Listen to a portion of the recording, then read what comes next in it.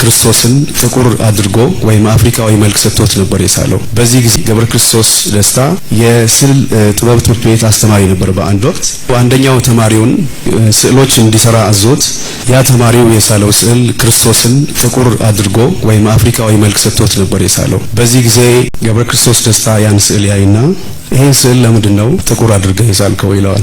በዚህን ጊዜ ተማሪው ክርስቶስ ፈረንጅ ሊሆን አይችልም፣ ምክንያቱም ፈረንጆች በጣም ጨካኝ ናቸው እና ክርስቶስ ጥቁር ነው ብዬ ስለማምን ክርስቶስን ጥቁር አድርጌ ስየዋለሁ ይለዋል። በዚህ ጊዜ ሰዓሊው ክርስቶስ እኮ የተሰቀለው በደሙ ነው፣ እኛን ያዳነን በደሙ ነው እንጂ በቀለሙ አይነት አይደለም ብሎ ቅር በመሰኘት ቤቱ ገብቶ የክርስቶስን ስዕል በቀይ ቀለም ብቻ ወይም በደም በሚመስል ክርስቶስ በደሙ ተሰቅሎ ሰው ማዳኑን ፍቅር ደግሞ ከየትኛውም ከዜግነትም ከዘርም በላይ የሆነ አገር የሌለው ትልቅ ሐሳብ እንደሆነ ያሳየበት ነው።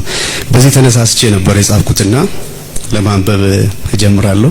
ክርስቶስ ወገብረ ክርስቶስ እዩት ይሄን ጠቢብ ሸራው እስኪደማ በቀይ እየወጋ በደም እየሳለው እንጨት አመሳቅሎ ዳግም ክርስቶስን ጨርቁ ላይ ሰቀለው። ቀራንዮ ሆነ የወጠረው ሸራ፣ ጎልጎታ ሆነ የወጠረው ሸራ አሁን እስኪመስል ስቃዩ ያስፈራ፣ አሁን እስኪመስል ስቃዩ ያስፈራ። ደም ከደም አረገው አበዛበት ጣረ፣ ብሩሹን አሹሎት እንደጎኑ ጦር እየወጋ ሳለው በጣም ጨከነበት ገብረ ክርስቶስን ክርስቶስ ላይ ከፋ። የቆዳው አይነቱ በደም ተከልሎ ዘሩ እስከሚጠፋ እየወጋ ሳለው እየሳለ ወጋው።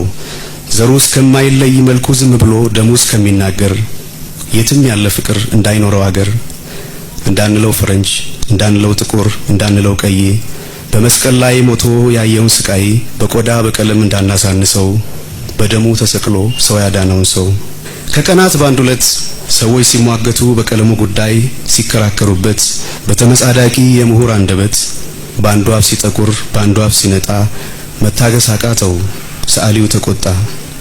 ስሜቱ ገንፍሎ በብሩሽ ጫፍ ወጣ ሐሳቡን የሚገልጽ ቀለም እስከሚያጣ ሸራ ላይ ሰቀለው እንጨት አመሳቅሎ አለውጣለህ አለው ፍቅርን ስሎ ስሎ ስሎ ስሎ ስሎ ፍቅርን ስሎ ስሎ በሳለው እየወጋ በደማው እየቀባ ክርስቶስ ደሙ እንጂ ዘሩ አልተሰቀለም እንጨቱ ላይ ያለው እውነት ይሄ አይደለም እያለ እስኪናገር የስዕሉ አንደበት ገብረ ክርስቶስም ለክርስቶስ ሚሆን ቀለም እስኪያልቅበት በነጩ ሸራ ላይ እስካሁን የሚወርድ ደም አፈሰሰበት።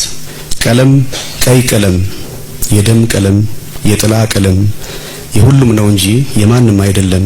ፍቅር ዘር አይደለም። ለሰዓሊ ገብረ ክርስቶስ ተጻፈ ታህሳስ 2001። አመሰግናለሁ።